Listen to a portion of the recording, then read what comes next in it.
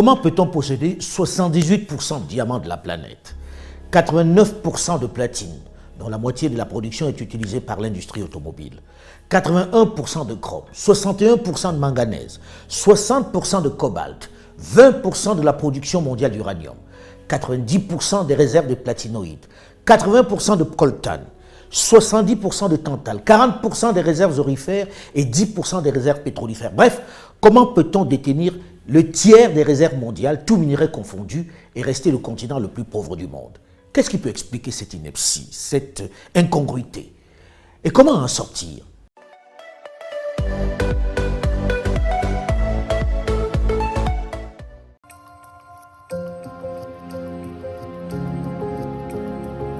Certains profitant ou jouant sur notre propension à tout expliquer par la fatalité, la sorcellerie ou le spirituel, la volonté de Dieu, ont sorti le fumeux concept de la malédiction du pétrole, ou plus fort, la malédiction des minerais, des matières premières.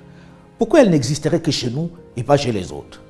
Pourquoi le pétrole serait une bénédiction pour les pays du Golfe, tels que l'Arabie Saoudite, le Koweït et autres Qatar, et il serait une malédiction pour le Congo-Brazzaville, pour l'Angola, pour le Tchad, pour la Guinée équatoriale, pour le Nigeria? Soyons sérieux et ayons le courage de regarder les choses en face. C'est quoi la réalité? Adoptons le pragmatisme des jeunes pour en finir avec les incantations.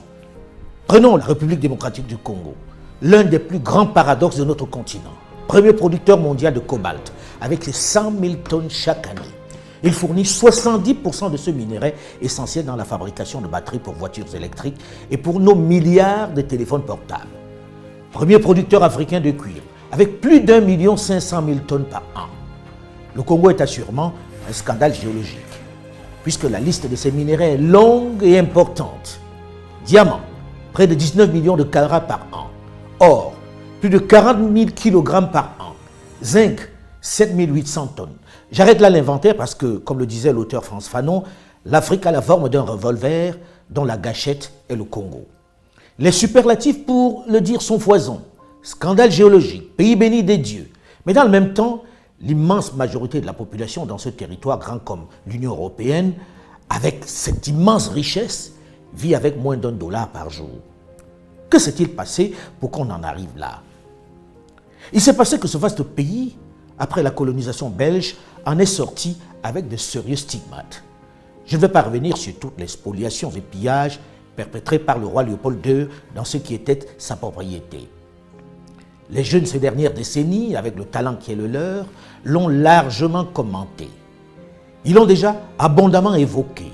Évoqué le cynisme qui fait que 5 jours seulement après son accession à l'indépendance obtenue au forceps, les colons belges et Bruxelles ont suscité une guerre financée par l'Union minière du Haut-Katanga, l'ancêtre de la GECAMINE. Guerre qui dure encore jusqu'à cette date. Guerre qui a permis pendant tout ce temps de piller tranquillement, de garder la main sur les immenses richesses minières du Congo. Avec bien sûr souvent, il faut le rappeler, la complicité de quelques nationaux, de certains dirigeants et des voisins aussi, qui se servent sans gêne. Mais le vol, la razzia, ne s'est pas arrêté là. Elle s'est poursuivie plus tard avec les décisions de certaines institutions internationales, ce qu'on appelle du doux nom de partenaires multilatéraux, qui sous le prétexte d'apporter leur aide, leur science, ont gentiment conseillé à nos dirigeants de confier leurs richesses à des compagnies occidentales savamment choisies par elles. Pour une fois, un responsable de très haut niveau, président de la puissante GECAMINE, qui est en charge de la gestion de cet inestimable patrimoine, explique le mécanisme, la décision qui a spolié les Congolais, qui les a privés de leur principale richesse. C'est le FMI, c'est la Banque mondiale. Qui décide de céder vos richesses à des entreprises. Qui conseillent, qui vous disent, vous, État congolais, vous n'avez plus les moyens financiers de maintenir et de développer vos actifs miniers. Nous vous conseillons gentiment. Oui, on sait comment on conseille. Voilà, de céder ça à des partenaires techniques et financiers internationaux qui sont spécialisés et qui ont les moyens et ils vont développer ça à votre place. C'est l'erreur fatale qu'on a faite, qu'on ne devrait jamais faire dans nos pays africains. On dit que la RDC a exporté plus de 1 million de tonnes de cuivre et près de 100 000 tonnes de cobalt. C'est 5 ou 6 entreprises étrangères dans lesquelles, malheureusement, l'entreprise de l'État GECAMINE n'est qu'un actionnaire minoritaire qui n'a quasiment rien à dire. Édifiant, non? On ne peut pas être plus clair. En gros, le Congo est officiellement premier producteur de cobalt, minerai pour lequel la planète entière a un gargantuesque appétit. Mais en réalité, elle n'appartient pas aux Congolais. Elle est la propriété de quelques firmes occidentales et asiatiques qui ne respectent même pas la promesse, le contrat fait d'investir dans le pays. Elle possède les 2/3 du cobalt du RDC.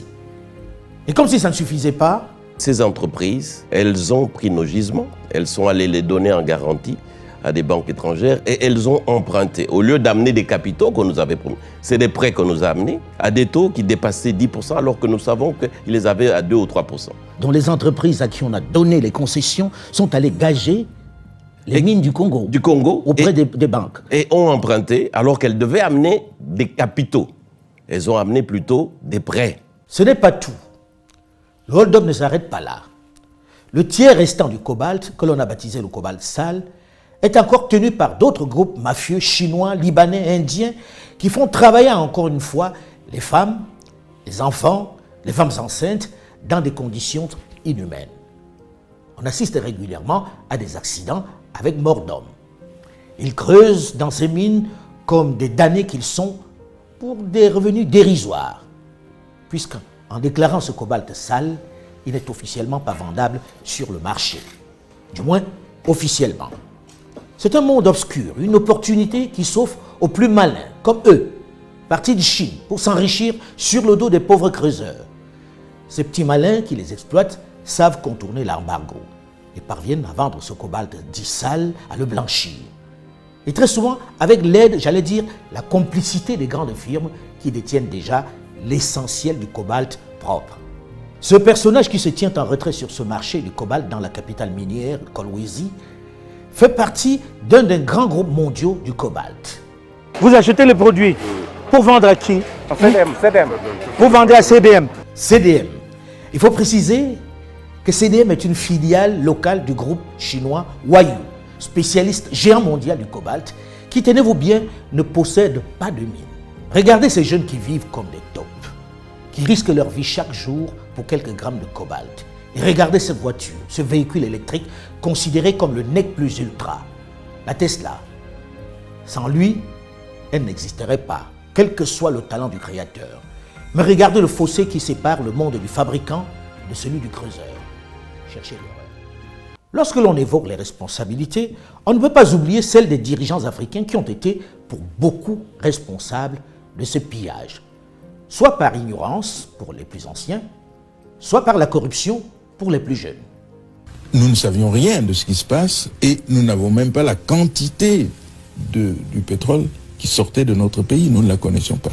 Vous voulez dire que les autorités congolaises ne la connaissaient pas. ne connaissaient pas la quantité de pétrole extraite de leur sol? Par quel moyen?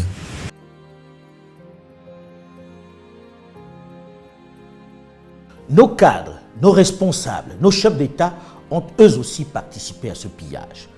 Beaucoup ont été les outils, les instruments indispensables de cette spoliation. Ils le sont encore chaque jour par leur servilité et leur appétit vorace du gain. Ils doivent être jugés et condamnés, notamment les plus diplômés, qui avaient bien conscience de ce qu'ils vendaient à leur pays. Évoqué rapidement dans le cas de la RDC, s'applique dans de nombreux autres pays du sud du Sahara. Tenez, prenons la Guinée, un autre scandale géologique. Elle est dotée de certaines des réserves de minéraux les plus convoités de la planète, dont 40 milliards de tonnes de bauxite, la plus grande réserve du monde. À cela s'ajoute, tenez-vous bien, plus de 20 milliards de tonnes de minerais de fer. Les réserves potentielles d'or sont estimées à 700 000 tonnes. Diamants, 30 à 40 millions de carats de réserves prouvées, 500 millions de carats de réserves probables. L'or et des quantités indéterminées d'uranium. Mais 55% des 11 millions d'habitants de la Guinée vivent avec moins de 1,25 $ par jour. Et le pays se classe 178e sur 187 pays selon l'indice de développement humain 2013 du PNUD, qui mesure le niveau de vie des pays. À qui profite cette immense richesse qui laisse les Guinéens dans l'extrême pauvreté? Les mêmes compagnies internationales. Pour bien comprendre la situation actuelle, il faut toujours remonter à la genèse. C'est en cela que connaître son histoire est nécessaire pour mieux construire son avenir. Il faut bien connaître le passif pour mieux gérer l'actif. Lorsque le général de Gaulle s'emporte en ce mois de septembre 1958 à Conakry après le vote du non au référendum qu'il propose pour maintenir les territoires africains dans la communauté française, c'est certes parce qu'il est blessé dans son amour-propre, parce qu'il ne supportait pas la contradiction, mais c'est surtout parce qu'il perd une inestimable réserve de matière. Ce trésor dont je viens de vous faire un bref inventaire. C'est pourquoi il va décider de fragiliser le jeune État et de mettre en difficulté son jeune président Ahmed Sékou Touré. Il ne se contente pas de partir en emportant jusqu'aux fils électriques. Il essaie même de déstabiliser le jeune État en fabriquant des faux billets de Sidi pour faire s'effondrer son économie. Le but est de susciter l'insurrection pour qu'il tombe et que la France revienne en libérateur. Autre exemple de tour de passe-passe réalisé pendant que nos parents croyaient en l'amitié et au concept d'aide. Le Niger et son uranium, où l'État cède en 1968 la principale concession d'Arlit de 375 km² utilisée comme combustible nucléaire dans les centrales nucléaires en France et pour la force de dissuasion nucléaire française.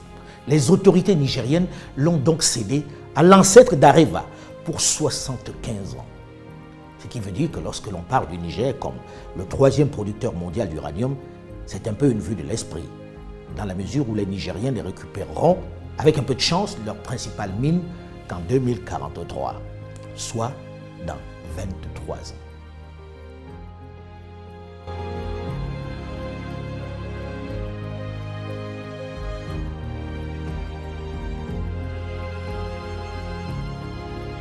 N'hésitez pas à réagir.